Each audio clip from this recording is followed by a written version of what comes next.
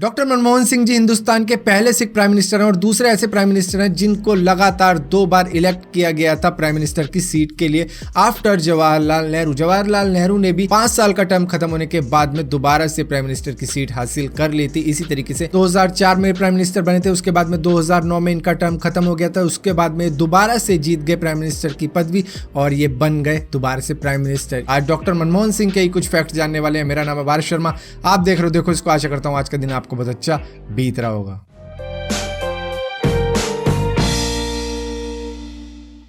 कुछ भी शुरू करने से पहले मैं आपको एक छोटा सा इंट्रो दे देता हूं इनके बारे में। इनका जन्म हुआ था 26 सितंबर 1932 में गांव पंजाब में, जो आज पाकिस्तान का हिस्सा है।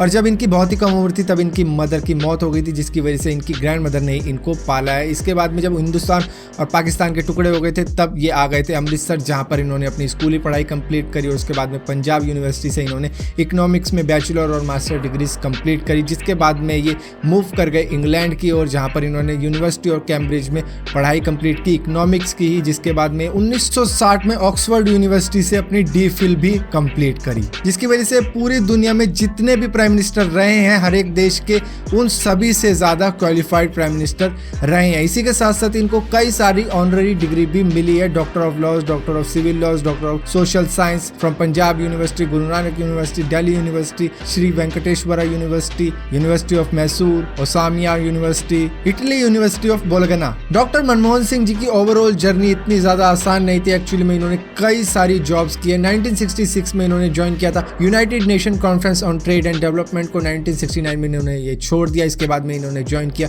मिनिस्ट्री ऑफ फॉरेन ट्रेड को, जहां पर एज ए एडवाइजर लगे थे। इसके बाद में 1972 में बन गए chief adviser ministry of finance के अंदर। 1976 में फाइनेंस मिनिस्ट्री ज्वाइन करी। 1982 में ये बन गए गवर्नर ऑफ RBI। 1985 में deputy chairman of the planning commission of India में इनकी नियुक्ति की गई। 1991 में उस वक्त के prime minister PV Narasimha Rao ने इनकी नियुक्ति की फाइनेंस मिनिस्टर ऑफ इंडिया में, जब काफी ज्यादा आर्थिक तंगी चल रही थी और पूरी दुनिया इससे जूझ रही थी। हालांकि इनका कोई भी पॉलिटिकल बैकग्राउंड नहीं था उस वक्त में, लेकिन 1991 में जैसे ही ये फाइनेंस मिनिस्टर ऑफ इंडिया बने इनका पॉलिटिकल करियर स्टार्ट हो गया। उसके बाद में तो आपको पता ही है। तो ये था डॉक्टर मनमोहन सिंह जी का एक छोटा सा इंट्रो। अब आ जाते हैं कुछ फैक्ट्स के ऊपर। आपको जानकर हैरानी होगी कि डॉक्टर मनमोहन सिंह जी की जो हिंदी की स्पीच होती है एक्चुअली में उर्दू में लिख कर आती है, क्योंकि उन्हें उर्दू पढ़नी आती है ना कि हिंदी। हाँ, इंग्लिश तो बहुत अच्छी तरीके से पढ़ लेते हैं, लेकिन उनको हिंदी में दिक्कत होती है, जिस वजह से उर्दू में लिखी जाती है उनकी वो स्पीच जो उन्हें हिंदी में देनी होती है। इसी के साथ साथ ये बात डॉक्टर मनमोहन सिंह जी ने भी मानी है कि उन्होंने अपनी पहली हिंदी स्पीच के लिए करीबन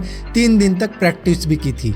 मनमोहन सिंह जी जिस गांव में रहते थे उनका स्कूल भी उस गांव से काफी दूर हुआ करता था, लेकिन वो वहां पर जाया करते थे। और इसी के साथ साथ उनके गांव में लाइट नहीं आया करती थी, जिसकी वजह से वो लालटेन की रोशनी में ही पड़े हैं। एक्चुअली में डॉक्टर मनमोहन सिंह जी का पॉलिटिकल करियर बहुत पहले ही शुरू हो सकता था। जिस वक्त में जवाहरलाल नेहरू की गवर्नमेंट हुआ करती थी उस वक्त में ही ये स्टार्ट हो सकता था, लेकिन उन्होंने उनके ऑफर को डिक्लाइन कर दिया था जब उन्होंने कहा था कि हमारी गवर्नमेंट को आप ज्वाइन कर लीजिए। लेकिन इन्होंने नहीं ज्वाइन किया, क्योंकि इनकी कमिटमेंट थी कि ये अमृतसर यूनिवर्सिटी में जाकर भी कुछ टाइम पढ़ाएंगे, जिसकी वजह से वो ऑफर इनको डिक्लाइन करना पड़ा। मनमोहन सिंह जी की जो डेट ऑफ बर्थ है एक्चुअली में वो करेक्ट डेट ऑफ बर्थ नहीं है, क्योंकि उनकी ग्रैंड मदर ने जब उनका एडमिशन करवाया जा रहा था स्कूल के अंदर तो अपने अंदाजे से ही वो डेट ऑफ बर्थ लिखवाई गई थी, क्योंकि उनको याद भी नहीं थी। डॉक्टर मनमोहन सिंह जी इकोनॉमिक्स में काफ़ी अच्छे थे, इसकी वजह से वो हमेशा अपनी क्लास में फर्स्ट आते थे इस सब्जेक्ट के अंदर, और इसी के साथ साथ उन्हें इकोनॉमिक्स का जीनियस भी कहा जाने लग गया था।